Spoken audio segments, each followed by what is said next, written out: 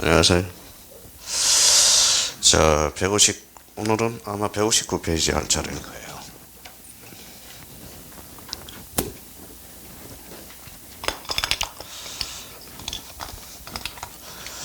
자, 159페이지 보니까 거기 우리가 이제 신청과 관련돼서 지난주에 아마 이렇게 세팅을 한번 해놨을 겁니다. 이렇게 어떻게 세팅을 해놨어요?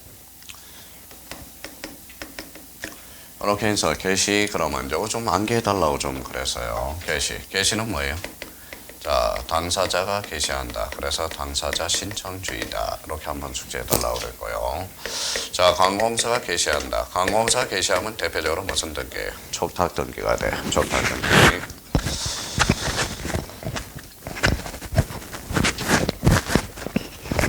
자, 여기에서 이제 뭡니까? 등기관이 게시해줘요. 등기관이 게시하면 대표적으로 직권 등기라고 그랬어요. 자, 법원이 게시하면 뭐라고 그랬어요? 명령 등기다. 자, 여기에 뭐라고 그랬어요? 바로 원칙. 여기에 예적 측면입니다. 왜? 여기에서 우리가 시험에 자주 출제되는 게 대표적으로 등기관의 직권 등기, 여기에 자주 출제되고 있어요. 그래서 이 직권 등기를 우리가 지난주에 세팅을 이렇게 했고요.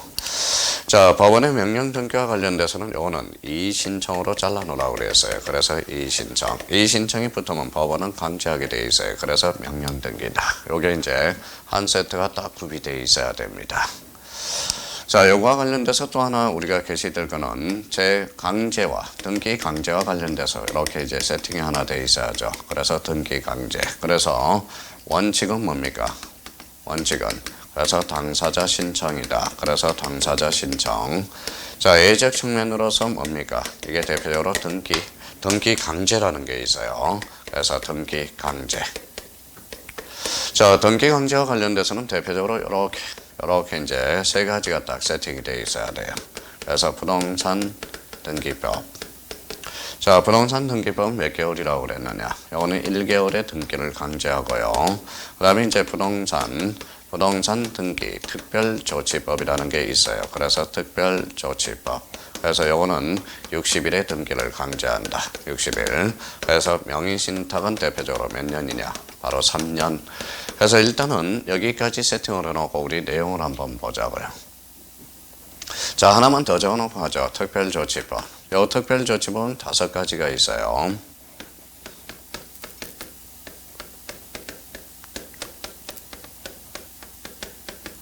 자, 중간 생략 등기라는 게 있어요. 중간 생략 등기. 자, 대표적으로 이제 모두 생략 등기라는 게 있고요.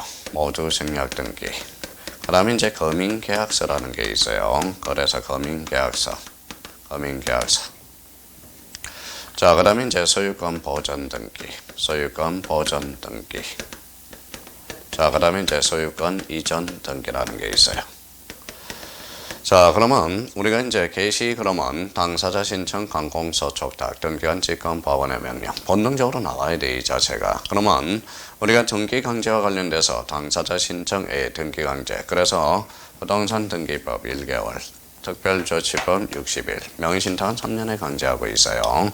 그래서 중간 생략 등기와 모두 생략 등기, 거민계약서, 소유권 보전, 소유권 이전. 이렇게 이제 정리해놓고, 자, 그러면 한번 크게 한번 보자고요. 이렇게 정리해놨으면. 자, 그러면 이제 이렇게 한번 적어놓고 159페이지 한번 가보죠. 자, 1번의 신청주의 원칙. 그래서 가로 1번에 한번 줄쳐놔봐요. 그래서 당사자 신청이라는 게 우리가 나와 있습니다. 그래서 밑줄 하나 딱 끊어가요. 그러면 뒷장을 한번 넘겨보죠. 자, 161페이지 2번에 관공서 촉탁 등기라는 게 있어요. 그래서 관공서 촉탁 이렇게 나와 있고요. 자, 뒷장을 넘겨보니까 대표적으로 쭉 한번 넘겨봐요. 쭉 한번 넘기니까 164페이지. 그래서 164페이지 A조로 법률 규정에 의한 등기 절차 개시로서 가로 1번의 등기관 직권 요걸 별표 3개 놓으세요. 이게 가장 중요합니다. 시험에 자주 출제되고 있고요.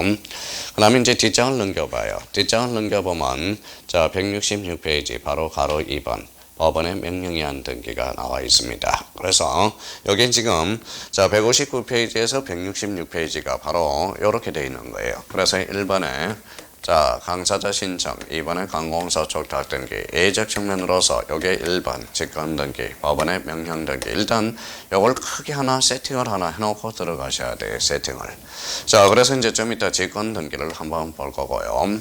그 다음에 이제 등기 강제와 관련돼서 159페이지로 한번 가보자. 159페이지. 자, 책이 좀 복잡해요. 이 책만 복잡한 게 아니라 이 부분이 원래 복잡해요. 그래서 159페이지 가니까 거기 방가루 1번에 바로 임의신청 줄쳐놓으세요. 임의신청. 159페이지 1번에 임의신청. 그러면 뒷장을 한번 넘겨봅시다. 뒷장을 넘겨보면 방가루 3번에 강제신청이라는 게 나와 있어요. 강제신청. 강제신청은 그래서 동그라미 1번에 등기법 1개월 동그라미 쳐놔요. 2번에 부동산 등기 특별조치법 그래서 내용에 60일 동그라미 쳐놓고 자, 그 다음에 오른쪽 명의신탁과 관련돼서 3년 이렇게 지금 복잡하다라는 거예요. 이 책 자체가. 여기만 복잡한 게 아니라 기타 책도 이 부분에 대해서 이렇게 밥상을 한 책으로면 되게 급하다는 겁니다. 그렇다면 여기에서 이제 출제될 만한 것은 우리가 작년에 특별조치법이 출제가 됐으므로 오늘은 등기법 쪽에 요 1개월 쪽에 초점을 맞춰서 출제될 가능성이 있습니다. 출제 예상은 요 1개월을 목표로 하고 있어요. 그 다음에 이제 여기에서 전체적으로 세팅이 될 때 이 직권 등기가 중요해요. 그러면 직권 등기는 자, 몇 페이지를 가시냐면 요걸 한번 이번 달 코스에 정리를 한번 해 놓으실 필요가 있어요. 자, 몇 페이지에 나와 있으면 박스로 하나 정리가 되어 있어요. 그래서 166페이지. 그래서 그걸 별표를 3개를 넣고 딱 정해 놓으세요. 자, 166페이지 보니까 첫 칸에 이제 보전. 오늘은 다 할 수 없고요. 일단 166페이지에 첫 칸에 보전 등기. 요거 한번 잡아봅시다. 이게 올해 보전 등기와 관련돼서 출제 예상이 되니까. 자, 1번에 보니까 미등기 부동산 줄쳐놔봐요. 자, 처분 제한 줄쳐놓고. 그러면 끝에다가 원칙이라고 써놔요. 원칙. 자, 2번은 미등기 주택 줄쳐놓고 임차권 등기 명령 A라고 써놔요. 그래서 1번은 원칙이 되고 2번은 A가 됩니다. 그래서 올해 보전 등기, 대표적으로 직권, 소유권, 보전 등기와 관련돼서 이게 출제 예상이 되니까 별표 3개를 딱 켜놓고 자, 요거에 대해서는 한번 정리 한번 해보죠.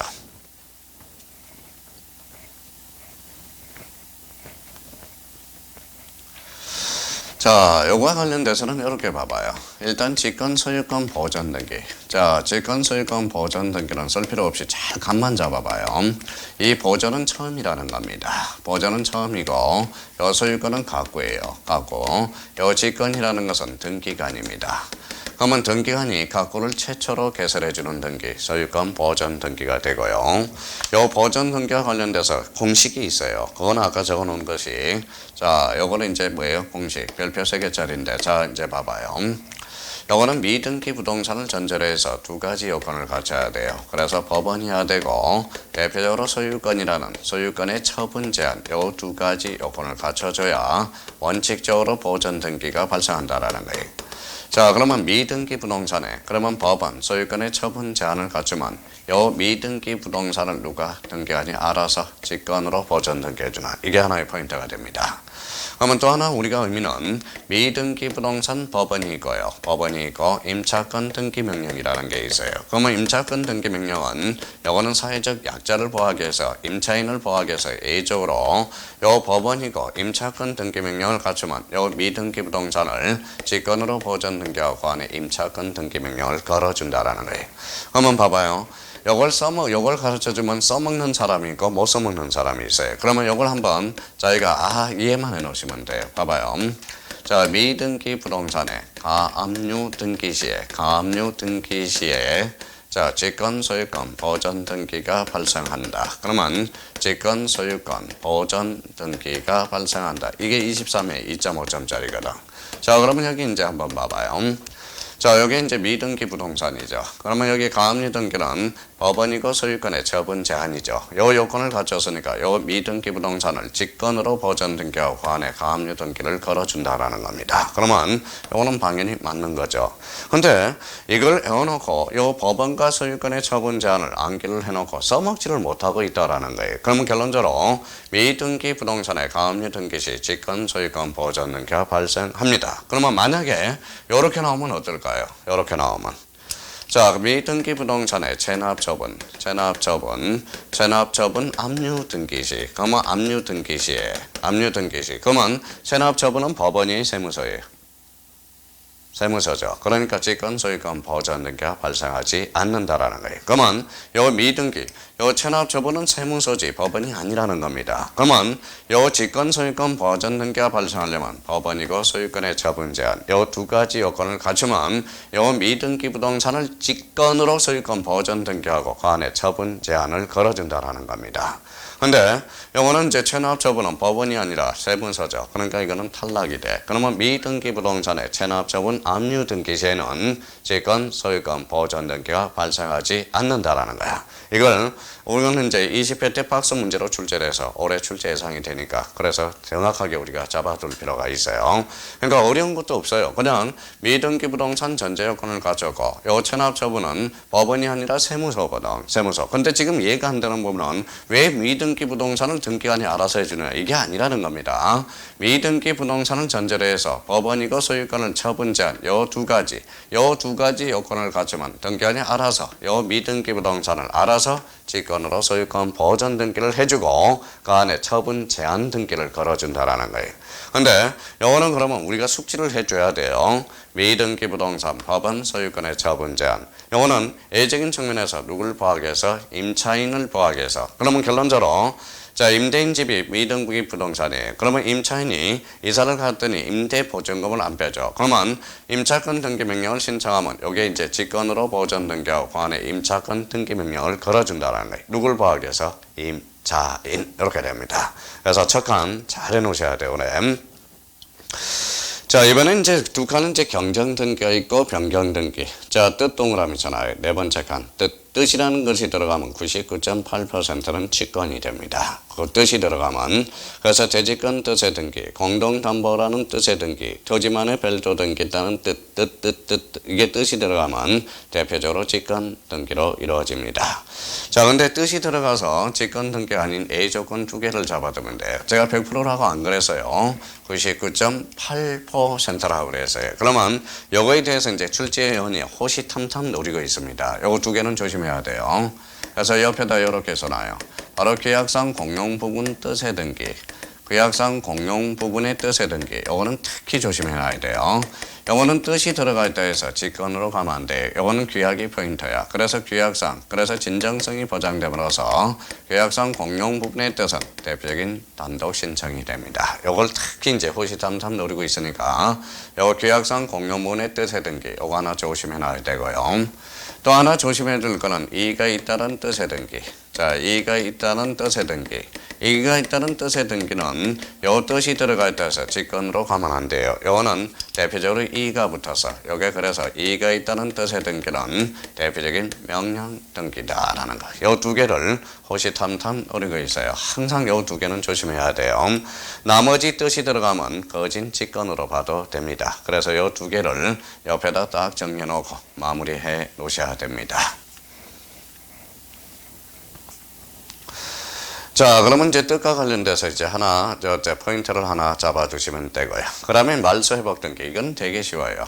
자, 말소 회복 등기와 관련돼서는 요거는 오늘 이렇게 한번 설명해 보죠. 자, 워밍업은 여기서 돼야 돼. 자, 말소 등기에 의한, 말소 등기. 요거는 불인정이 됩니다. 자, 불인정이 돼요. 말소 등기는 불인정으로서. 그러면 말소 등기는 뭐예요? 말소 대상은 말소 회복 등기를 해야 돼요. 말소 회복 등기. 그러면 말소 등기가 직권으로 말소가 됐다면 회복 등기도 직권으로 이루어져야 돼. 그러면 말소 등기가 신청이라면 신청이 되겠죠. 그래서 말소 등기는 불인정으로서 이때는 말소 회복 등기의 대상이다. 그러면 말소 등기와 회복 등기가 나올 때 앞에가 직권이면 뒤에도 직권이라는 거예요. 그러면 거기 한번 보죠. 등기관이 직권 말소 잘라요. 직권 말소 등기가 직권으로 이루어졌으니까 회복 등기도 대표적인 무슨 등기다? 직권으로 이루어진다는 거. 이것도 자주 출제되고요. 자, 그 다음에 지역권 등기와 관련돼서 이것도 한번 이해하면 금방 따라줄 수 있어요. 바로 지역권입니다. 자, 우리가 지역권 내공이 쌓였나 봐봐요. 여기라는 것은 서비스다.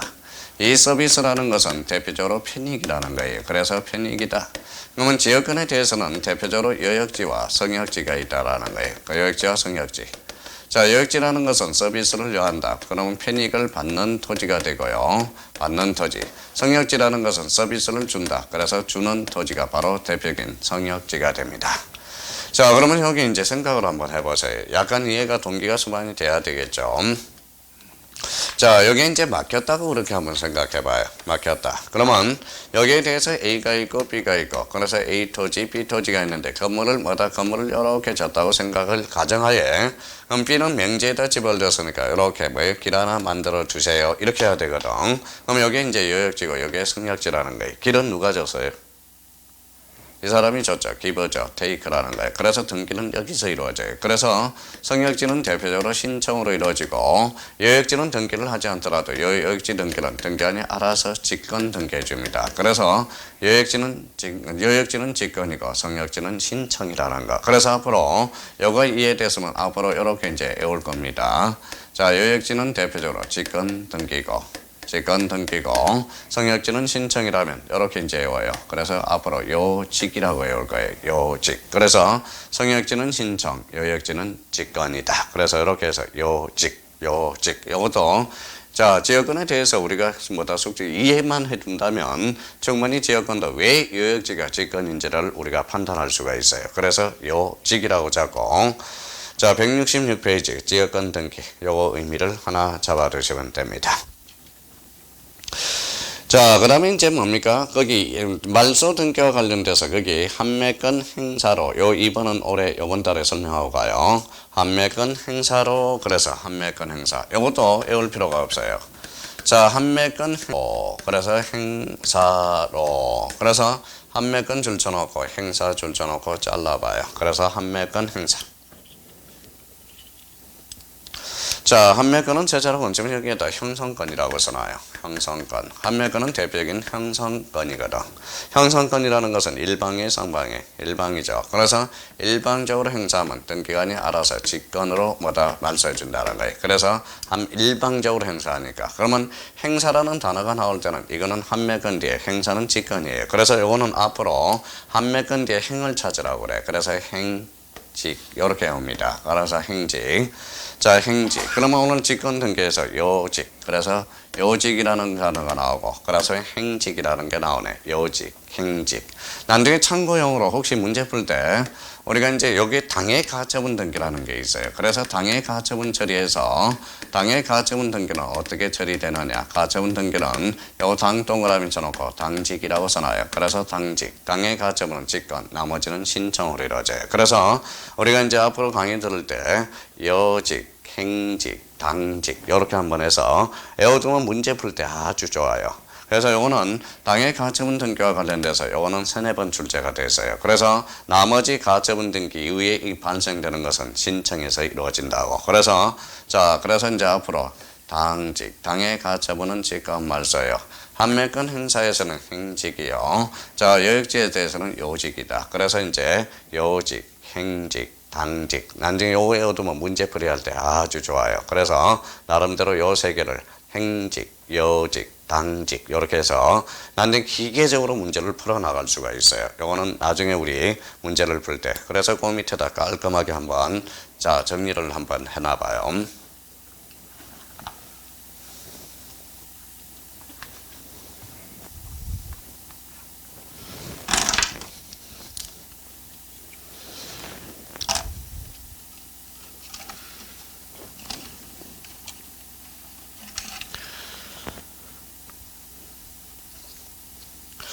자, 그 다음에 이제 뭡니까? 5번. 동그라미 5번. 가나리 반 줄잖아요. 자, 사건이 등기할 것이 아닐 때 해당한 것. 그래서 가나리 반은 1호라고 써놔요. 밑에 29조 1호. 사건이 등기할 것이 아닐 때 29조 2호라고 써놔요. 2호. 그래서 이제 가나리 반과 사건이 등기할 것이 아닐 때 그거는 언제나 직권 말소가 됩니다. 그래서 여기 그래서 166페이지 요 박스. 그래서 요 박스 딱 빨갛게 딱 쳐놓고 직권 등기를 한꺼번에 정리를 한 거예요. 그래서 요 직권 등기와 관련돼서 요 박스 딱 정리해 둘 필요가 있어요. 여기에서도 매년 한 문제가 출제되고 있습니다. 부탁 좀 드리고요.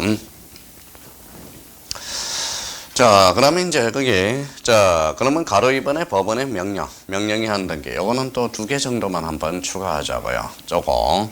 자, 대표적으로 이제 법원의 명령 등기. 거기 밑에다 주의라고 써놔요. 그래서 주의. 요거는 명령 등기와 관련돼서 호시탐탐 2개를 공략하고 있다고. 그래서 주의 사항으로서 대표적으로 주의 1, 바로 임차권 등기 명령입니다.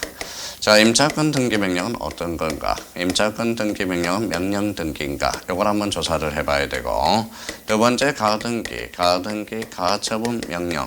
가처분 명령 등기. 명령 등기는 요거는 명령 등기인가? 그러니까 요거 2개를 뭐다 출제원이 호시탐탐 누르고 있어요. 그러면 임차권 등기 명령은 뭐냐? 자, 임차인이 임차 보증금을 못 받아서 임차인이 법원에다 신청을 합니다. 요거 봐봐요. 법원에다가 신청이야. 법원에다가 신청하게 되면, 자, 신청입니다. 이 신청이 아니에요. 법원에다 신청입니다. 그러면 이때 법원은 뭐예요? 관공서로서 대표적인 임차권 등기 명령은 명령 등기가 아니라 촉탁 등기라는 거. 이거 호시탐탐 노리고 있습니다. 이거 조심해야 돼요. 그러면 임차권 등기 명령 등기가 한다. 이러면 X가 돼요. 이거 조심해서 다뤄줘야 되고요. 자, 이번에는 가등기, 가처분 명령 등기. 요거 명령이 들어갔다 해서 명령 등기가 아니에요. 요거는 가등기, 가처분 명령 뒤에다가 정본을 써놓으세요. 그래서 원래는 가등기, 가처분 정본 등기야. 그러면 요 서류를 가지고 혼자 가서 단독으로 신청할 수 있어요. 진정성이 확보됨으로써. 그래서 요거는 단독 신청이야. 그러면 가등기, 가처분 명령 등기는 명령 등기한다. 이러면 X예요. 그래서 명령과 관련돼서 명령이 들어갔다 해서 다 명령 등기가 아니라는 거. 특히 요 2개 조심하셔야 됩니다.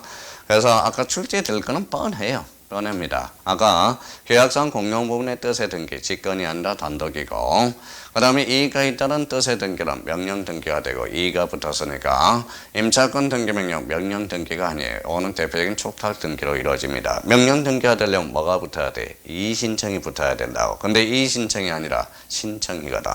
그래서 가등기, 가처분 명령 등기. 이거는 원래 뭐다 정본이 들어가야 돼. 그러면 가등기, 가처분 명령 정본은 법원에서 내려주거든. 그러니까 법원에서 내려준 진정성이 확보되니까 요 서류를 가지고 혼자 갈 수 있어요. 그래서 대표적인 단독 신청이라는 거. 그래서 이런 것들을 정리해 주는 게 중요합니다. 그러면 앞으로 요 2개 조심해 놓고요. 그러면 우리가 이제 단축해 오는 거, 행직, 그 다음에 요직, 그 다음에 당직, 이런 것들 다시 한번 우리가 잡아놔요. 행직은 뭐냐? 한매권 행사에서는 대표적으로 직권 말소예요. 요역지는 직권이요. 당해 가처분 등기는 직권 말소다. 그래서 대표적으로 행직, 요직, 당직 이런 것들은 자, 우리 시험 볼 때 골치 덩어리니까 다시 한번 정리해 둘 필요가 있어요. 그러면 거기 직권 등기와 관련돼서는 166페이지 이 박스를 한번 정리해 둘 필요가 있다는 거 부탁해요. 부탁합니다. 자, 그러면 이제 167페이지로 가죠. 167페이지 이번에 당사자, 권리자, 의무자. 그 위에다가는 이렇게 세팅해놔요. 자, 대표적으로 바로 당사자 신청의 종류라고 하나 세팅을 해놔요. 167페이지 맨 위에다가는 당사자 신청의 종류는 2종류가 있어요. 바로 원칙이 있고 A가 있어요. 원칙은 공동신청이고요. 공동신청. A가 바로 단독 신청이 된다라는 거. 그래서 A, 단독 신청 이렇게 써놔요.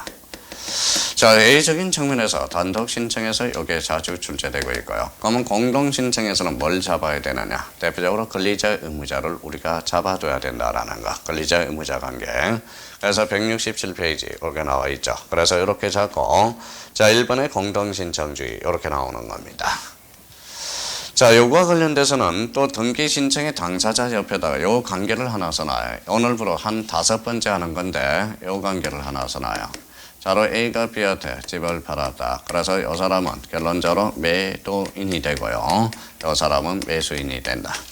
이 사람은 이제 사인이 되고요. 이것도 여러 번 했던 겁니다. 사인이 되고 이 사람은 등기 권리자, 이 사람은 등기 의무자 관계가 형성되고 두 사람을 당사자. 이걸 지난주에 한번 외워달라고 부탁을 했던 거고.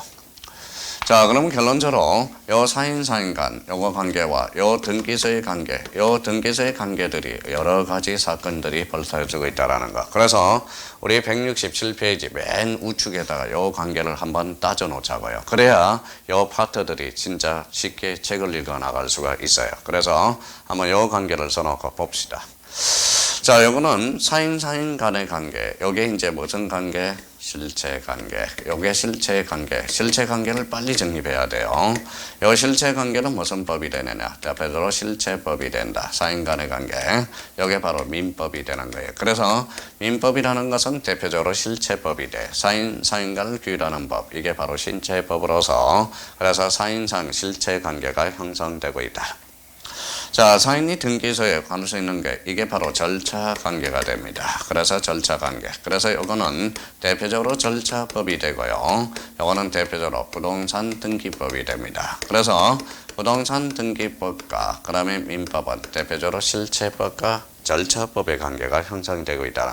요거 모르면 이제 등기 절차 총론과 관련돼서 뭐다 이해할 수가 없어요. 요 관계는 지난번에도 한번 이야기했습니다. 자, 그러면 결론적으로 이 사람이 이제 사인에 등기를 안 해줘요. 그러면 사인이 사인한테 등기를 요구하는 거 써놔요. 이게 바로 등기 청구권이 탄생하게 돼요. 등기 청구권. 자, 이 사람이 이제 사인이 등기소의 국가한테 등기소, 즉 국가한테 요구하는 거. 이게 바로 등기 신청권이에요. 그럼 여기는 등기 청구권이라는 게 하나 탄생하게 되고요. 여기는 등기 신청권이라는 게 탄생하게 돼. 그러면 등기 청구권과 신청권은 다른 내용입니다. 이렇게 이제 의미를 잡아둘 필요가 있어요. 자, 여기에서 이제 개념을 잡아내기 위해서 그래요. 개념을 이야기해라. 자, 그러면 등기 청구권의 개념에서 여기는 이제 실체법이든 권리자거든. 그럼 실체법상 등기 권리자란 등기 청구권을 행사하는 자 개념이 탄생하게 되네요. 자, 실체법상 등기 의무자란 등기 청구권의 행사의 상대방이 돼. 그래서 권리자 의무자의 개념이 또 여기에서 하나 탄생하게 된다는 거예요. 자, 그러면 절차법상 권리자 의무자는 뭐냐? 바로 권리자는 등기부상 이익을 받는 자, 이익을 받는 자라면 모조리 권리자가 되고요. 자, 등기 의무자라면 불이익을 받는 자가 바로 뭐예요? 등기 의무자가 됩니다. 근데 요 관계가 이제 요 관계 속에서 모든 걸 또 이제 팔을 해놔야 돼요. 그래서 요 관계를 잘 기억해 둘 필요가 있어요. 요 관계에서. 그래서 처음 강의 듣는 사람은 뭐예요? 실체 관계가 뭔지도 몰라요. 실체 관계가 뭐고 절차 관계의 정립이 필요하고요. 그러면 실체 관계는 결론적으로 사인 간, 사인 대 사인이 바로 실체 관계야. 그러면 이 사인의 권리 의무를 결정짓는 법이 바로 실체법이 돼요. 그러면 이 실체법은 권리 의무 관계 급 민법이 된다라는 거예요. 그러면 이 사인이 등기를 안 해준다. 사인이 사인한테 등기를 요구할 수 있는 권리, 등기 청구권이 되고요. 사인이 국가한테 요구하는 것, 이게 바로 대표적인 등기 신청권의 관계가 형성이 돼요. 그래서 이 관계에서 이제 등기법은 따져나가야 됩니다. 그래서 그러면 등기 청구권이란 사인 대 국가고 등기 청구권이란 사인 대 사인이에요. 그럼 등기 청구권은 실체법상 권리고 등기 신청권은 절차법상 권리가 된다라는 거예요. 이게 그러면 사인이니까 사법상 행위고 사인 대 국가니까 공법상 행위가 되고 바로 요거는 결론적으로 이제 뭐예요? 요거는 사건, 요거는 공건이 된다는 이런 관계가 형성이 돼요. 그러면 사인이 한 사람 간다, 단독, 두 사람이 가면 공동 신청이야. 그러면 등기 신청권은 공동과 단독에서 모두 인정이 돼요. 그러면 등기 청구는 사인이 몇 사람이어야 돼? 두 사람. 공동 신청에서만 인정됩니다. 그럼 생각을 한번 해봐요. 자기가 상속을 한다고 생각해봐요. 상속은 등기 신청권은 발생하죠. 근데 상속을 하다 보면 아버지는 하늘나라에 계시거든. 그러면 등기 청구권은 발생할 여지가 없다라는 겁니다. 그럼 결론적으로 상속은 등기 신청권은 발생하지만 등기 청구권은 발생하지 않는다라는.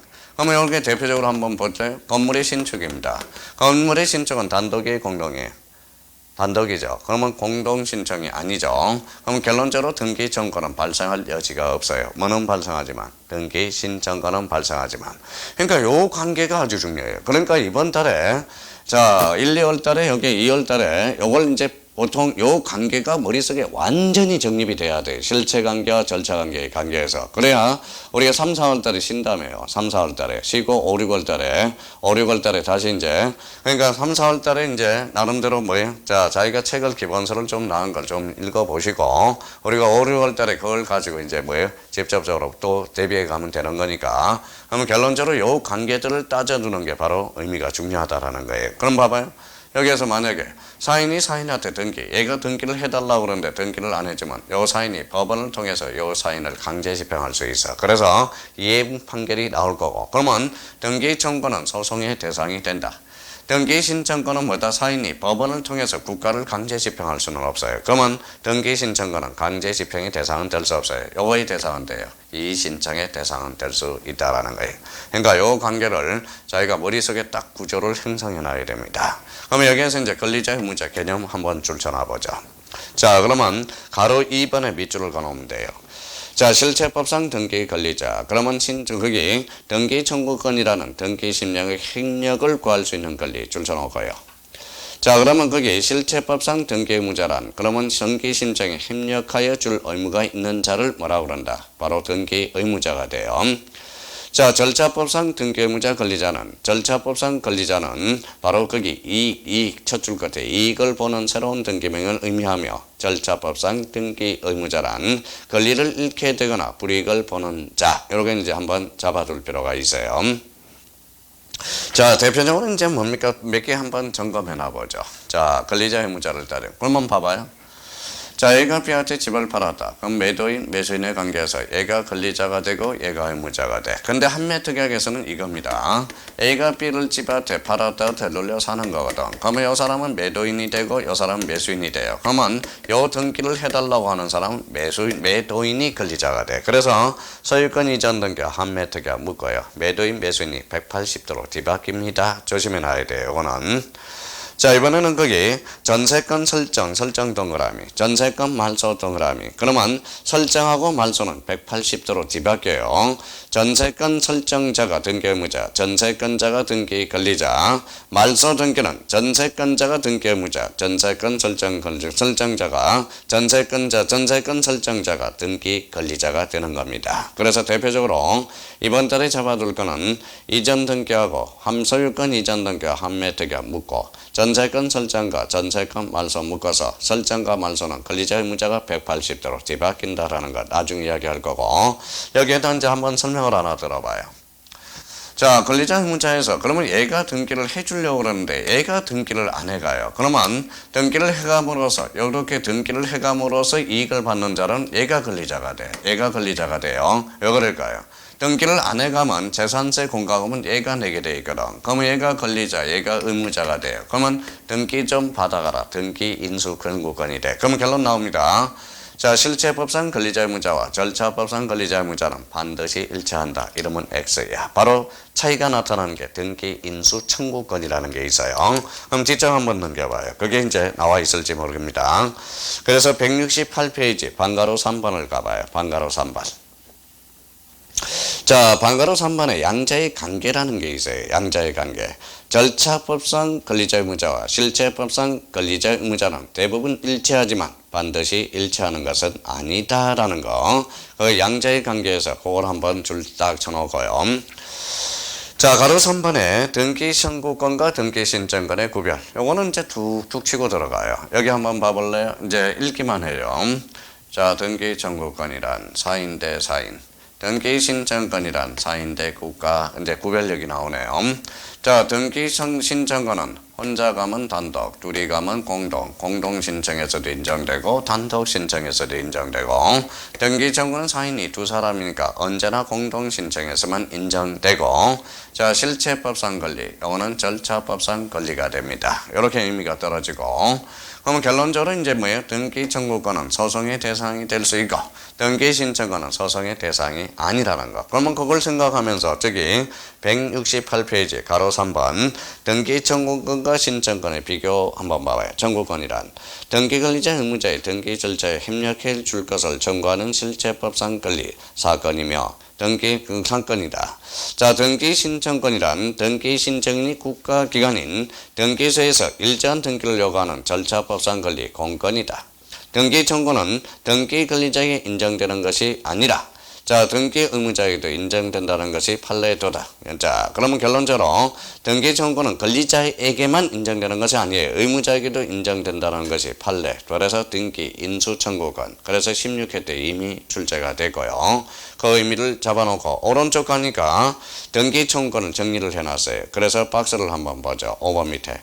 자, 사건이며 개인 대 개인, 실체법상 권리며 공동, 강제 집행을 실현할 수 있다. 권리를 침해했을 때 소송으로 구제가 가능하다. 가로 열고 이때는 이행 판결이라고 하나 써놔요. 이행 판결은 툭 치면 186조라고 딱 써놔요. 자, 근데 이제 우리 168페이지에 가면 168페이지 밑에 가니까 여백이 있어요. 여백에다가 요거 하나 써놔봐요. 참고용으로.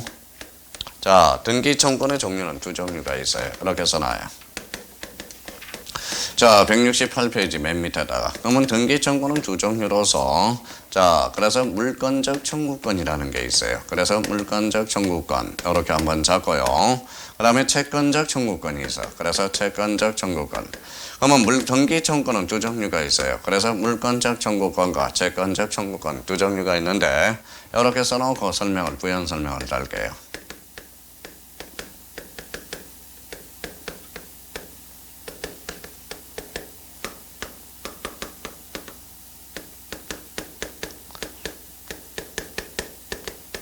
자, 이렇게 하나 써놔요.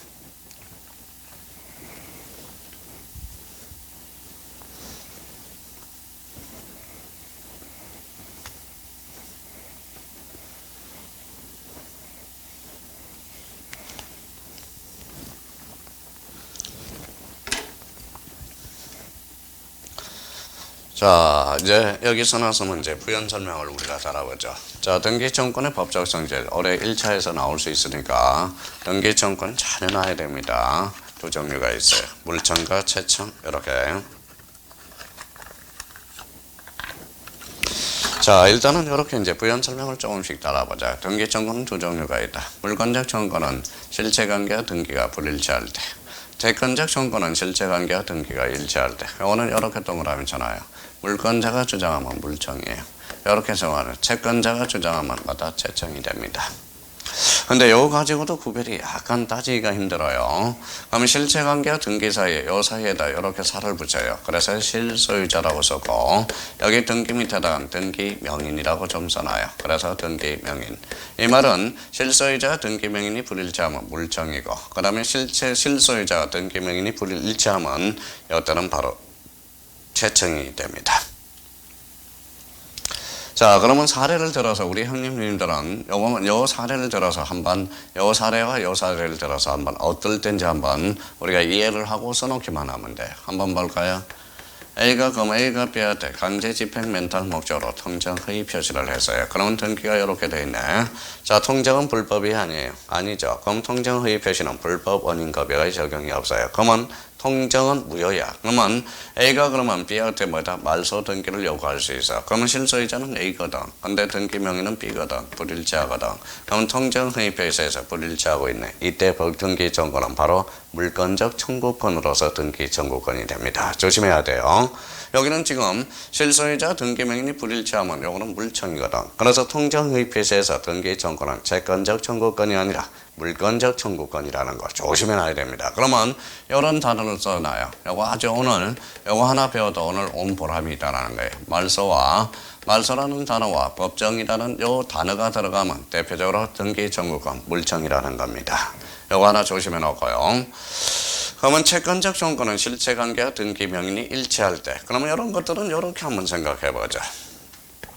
자, 건보라가 소유권을 가지고 있어요. 근데 배종이가 요 토지 일분에 대해서 20년 자주 평 공유하면 요 배종이가 소유권을 지적하죠. 그러면 현재 상태에서 실소유자도 건보라야. 등기 명인도 건보라네요. 그래서 일치하고 있네요. 그럼 결론적으로 우리 점유 취득 시에서 등기 청구권이 하나 발생해. 그때는 뭡니까? 이때는 채권적 청구권이라는 거. 우리 그러면 이런 단어를 조심하라고. 그럼 써요. 이전이라는 단어와 설정이라는 단어가 들어가면 통상, 이런 단어가 들어가면 통상 이때는 채권적 청구권이라는 거. 자, 그래서 요거 조심해야 돼요. 그럼 요 자체로는 등기 청구권의 법적 성질은 자체로는 1차 민법에서 아주 중요합니다. 물청과 채청이 있고요. 그럼 이제 물청과 채청이 나올 때 이 말소라는 단어와 법정이라는 요 단어가 들어가면 통상 물청이고 이전과 설정이 들어가면 요때는 통상 바로 채청이라고 생각하면 돼. 근데 등기법으로 연결됩니다. 여기에다 옆에다 써놔요. 가등기를 하나 딱 써놔요. 가등기. 자, 가등기는 순위 버전이거든. 그러면 실체관계와 등기가 불일치하고 있네. 그래서 물청은 가등기 대상이 아니요. 채청은 가등기가 대상이 됩니다. 일치하고 있기 때문에. 아, 그렇구나. 근데 요즘은 물청은 가등기 대상이 아니요. 채청은 가등기 대상이다. 이렇게 출제되지 않아요. 이렇게 출제돼요. 소유권 말소 등기 청구권은 가등기 대상이다. 이러면 뭐다 사람들이 당연해. 그러면 소유권 말소 등기 청구는 물권적 청구권으로서 이때는 가등기 대상이 아닙니다.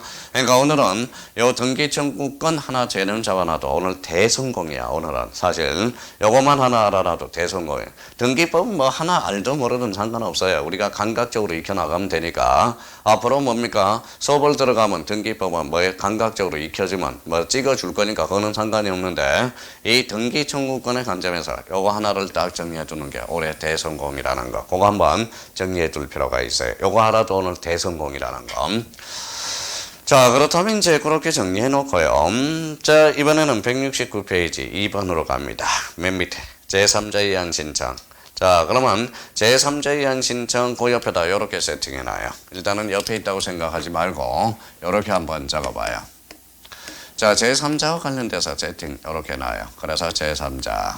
자, 제3자와 관련돼서 이 제3자라는 밥상을 차려주면 그 옆에다 원칙 이렇게 써놔야죠. 원칙. 원칙은 당사자 신청이야. 그래서 당사자 신청. 자, A가 대표적으로 A가 제3자에 의한 신청이 있어요. 그래서 제3자에 의한 신청. 이렇게 이제 잡아놓고 제3자에 의한 신청. 그러면 제3자에 의한 신청은 대표적으로 이런 것들이에요. 그래서 포괄승계인이 있고요. 포괄승계인. 그래서 대의 신청이 있어요. 그래서 대의 신청. 그 다음에 대리인 신청이 있어요. 대리인 신청. 그래서 일단은 거기 맨 밑에 그래서 169페이지 제3자에 의한 신청 그 옆에다가 이렇게 써놓고 요게 판을 깔고 가야 돼요. 이렇게. 그래서 제3자와 관련돼서 이렇게 깔고 저 밑에 글을 읽어 나가는 거예요. 그래서 이렇게 판을 깔아놓고 딱 정리를 해놓으라. 그러고 나서 우리 이제 몇 개 점검을 한번 해봅시다.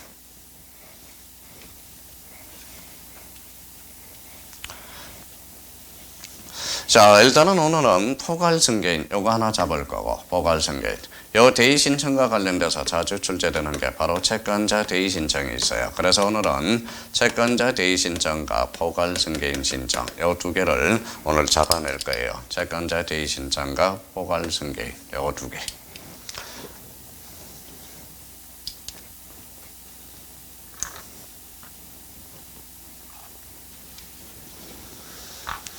자, 그러면 이제 이렇게 써놓고 포괄승계인이라는 등기부터 우리가 이제 보게 되죠. 자, 이렇게 딱 써놔요.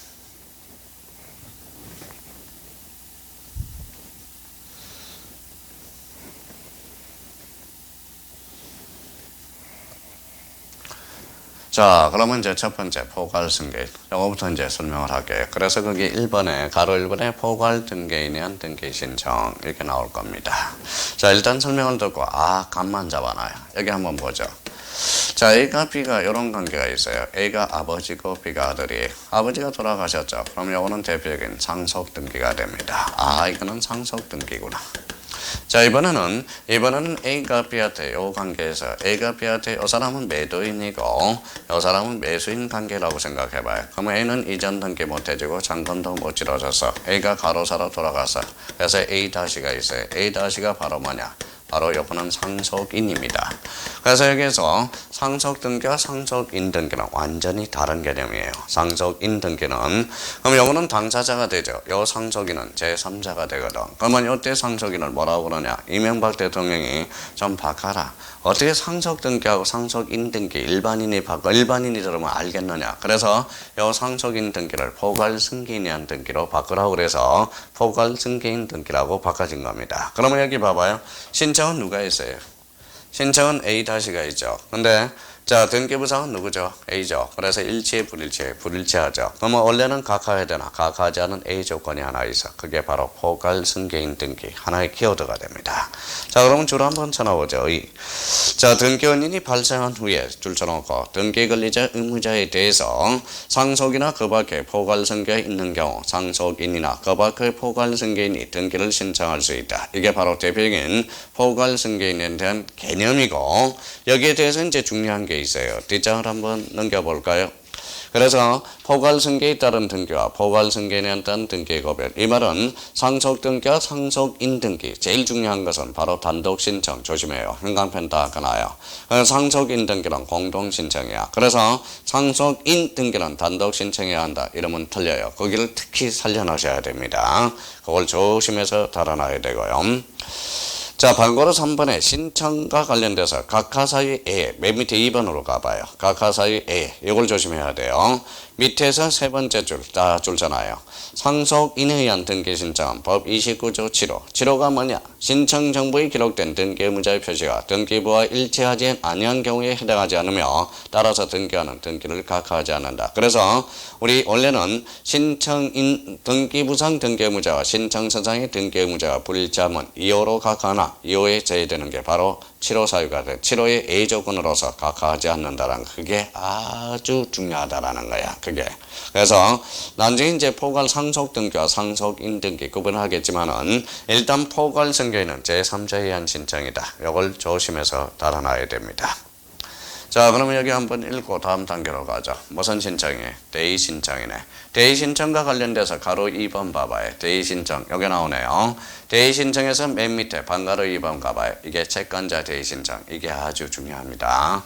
자, 그래서 171페이지 채권자 대의 신청.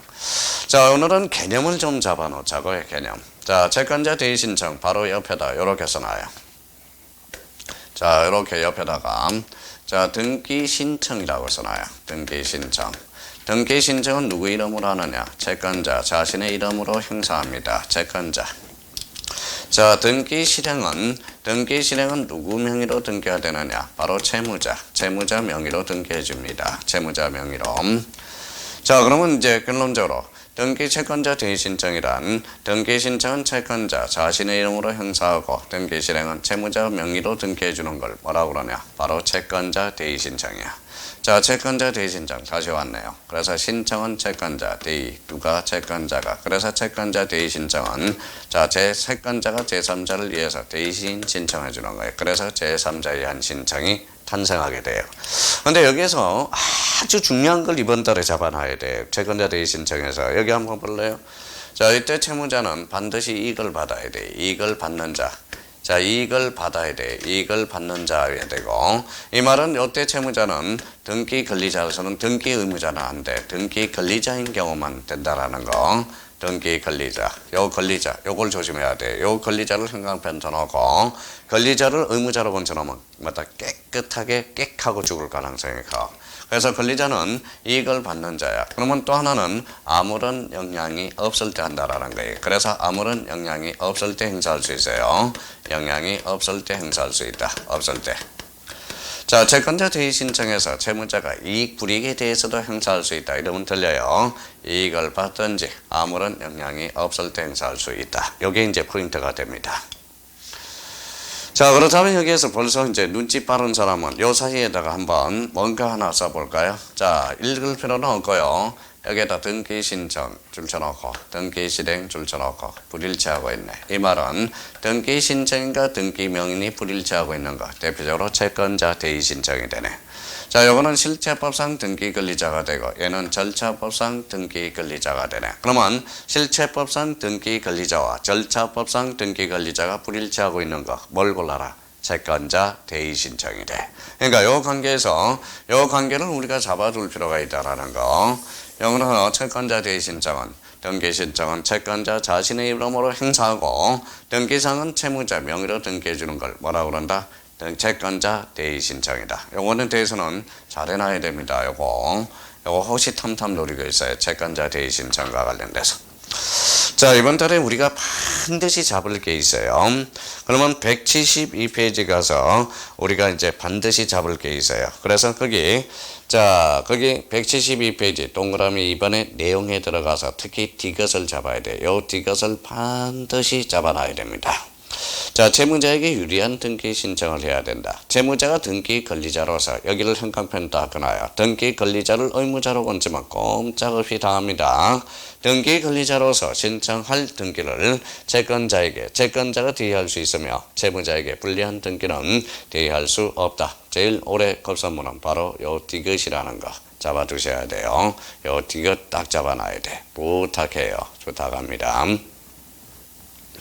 자, 나머지는 뭐 큰 문제가 없고요. 자, 방가로 3번을 갑니다. 오른쪽 방가로 3번에 구분 건물 표시, 구분 건물 표시, 구분 건물 표시. 요걸 하나 줄잖아요. 구분 건물 표시. 자, 173페이지 방가로 3번으로 가서요.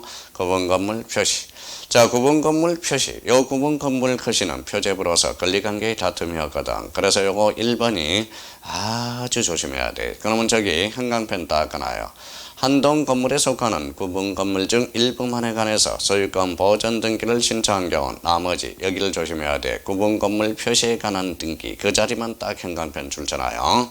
구분 건물 표시에 관한 등기를 동시 대의 일괄 신청할 수 있다라는 거. 이걸 어떻게 건치느냐? 자, 그러면 나머지 구분 건물 표시와 소유권 보전 등기도 동시 대의 일괄 신청할 수 있다. 이러면 틀려요. 뭐에 대해서만? 구분 건물 표시. 만만치 않습니다. 그 지문에 등장할 때. 자, 나머지는 이제 제목만 읽어두면 돼요. 방가로 4번. 자, 방가로 4번은 이거는 뭐냐? 여기 한번 설명을 들어봐요. 자, 여기 이제 갑입니다. 갑의 토지야. 그래서 을이 뭐다? 소유자가 다르네요. 근데 을이 어느 날 건물이 전부가 소멸됐다라는 거예요. 근데 얘가 멸실 등기를 안 해. 그러면 이 갑은 을한테 통지할 수 있어요. 야, 너 건물을 멸실 등기 아니면 내가 대신할 수 있다. 이 말은 자, 건물 소유자와 토지 소유자가 달랐을 때, 건물이 멸실했을 때, 토지 소유자도 건물에 대해서 대신청, 가능, 불가능, 가능. 이게 바로 4번 줄잖아요. 제목만. 건물 멸실 등기의 대신청. 요거 밑줄 하나 닦아놓고. 자, 뒷장을 넘깁니다. 자, 방가로 5번에 174페이지 토지 수용 동을 토지 수용이 한 소유권 이전, 수용 줄잖아요. 요것도 대의 신청이 하나 발생한다.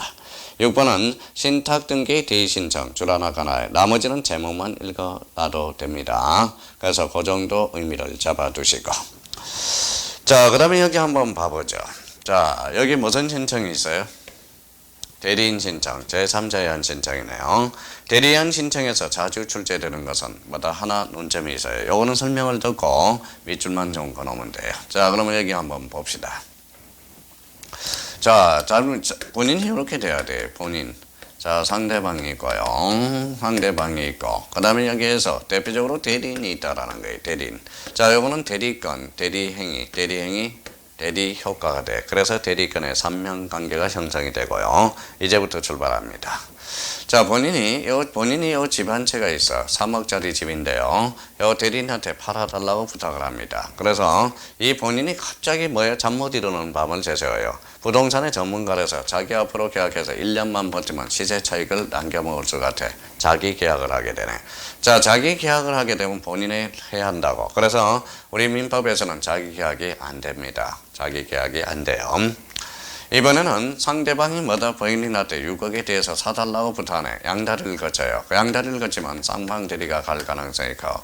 그러면 자기계약 쌍방대리 민법에서는 원칙적으로 금지됩니다. 민법 124조에 어떻게 나와 있느냐? 자, 본인의 허락이 있다면 자기계약 쌍방대리가 금지되나 그러나 채무의 이행에는 그러하지 아니하다라고 나와 있어요. 그러면 첫 번째 원칙은 민법은 금지됩니다. 근데 예외적으로 가능한 게 두 개가 있어요. 본인의 허락이 있다면 가능하고 채무의 이행이 있다면 가능해요. 그러면 우리는 등기법은 봐봐요. 권리자 의무자 중간에 법무사가 자기계약 쌍방대리를 다 하고 있다고. 극단적으로 우리 등기법에서 자기계약 쌍방대리가 금지된다면 극단적으로 법무사 제도를 없애자는 것과 똑같은 논리가 돼. 그래서 등기법은 124조 단서가 적용이 돼서 자기계약 쌍방대리가 가능하다. 그 포인트를 잡아주는 게 중요하다라는 거예요. 그래서 오른쪽 175페이지 맨 위에 줄 쳐놓으세요. 자, 그러면 175페이지 방가로 2번 자기계약 쌍방대리가 허용된다. 이번 달고서는 거기가 목표입니다. 그래서 우리 등기법은 자기계약 쌍방대리가 가능하다라는 게 이게 포인트가 된다라는 거. 자, 그래서 그 정도만 잡아두시면 될 것 같고요. 나머지는 저절로 알게 돼요. 그래서 나머지는 큰 문제가 없어요. 자, 그러면 176페이지 넘겨봐요. 3번 단독 신청. 단독 신청과 관련돼서는 그 위에 하나 적어놓고 단독 신청도 설명할 게 많아요. 자, 단독 신청 그 위에다 세팅 하나 해놔요. 요렇게 세팅하고 좀 쉬었다 들어가게요.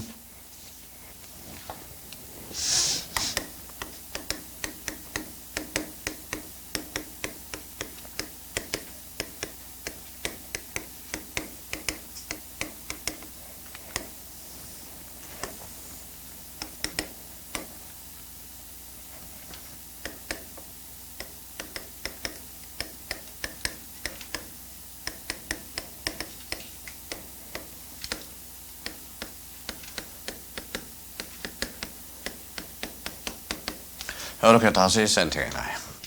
자, 당사자 신청의 종류는 두 종류가 있어. 원칙, 공동신청과 A적으로 단독신청이 있어요. 그래서 단독신청, 여기 별표 3개짜리입니다. 단독신청. 자, 그래서 176페이지 맨 위에다 이렇게 세팅하고 읽어보는 게 오히려 낫다고. 이렇게.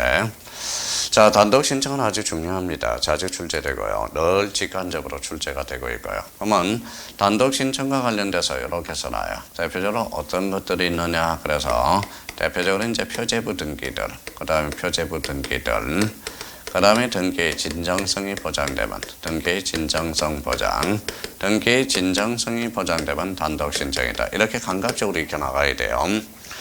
자, 등기 권리자, 등기 의무자 둘 중에 한 사람이 없으면 단독 신청이다. 그래서 이렇게 적어놓고 우리 단독 신청에 대해서 하나씩 캐셔야 돼야 돼. 거기서 176페이지 맨 위에다 이렇게 쓰고 우리가 이제 그 밑에 있는 부분을 하나씩 조심할 거, 자주 출제될 거 조심해서 정리하자고요.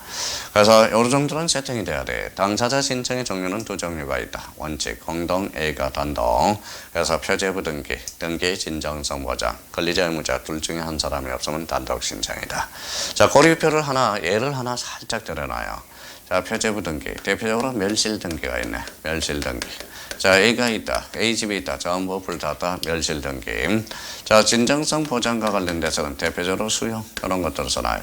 수용은 국가가 하니까 진정성이 보장되니까 단독 신청이거든. 자, 권리자 의무자 둘 중에 한 사람이 없는 것. 대표적으로 상속 등기들. 대표적으로 혼동이한 말소, 혼동. 이런 것들이 바로 단독 신청이 되네. 대표적으로 또 하나 든다면 이런 것. 등기 명인 표시 변경 등기들. 이런 것들이네요. 등기 명인 표시 변경 등기들 이런 것들 하나 딱 캐치해두면 나중에 이런 것들을 가지고 자기가 단독 신청을 전부 외울 수는 없어요.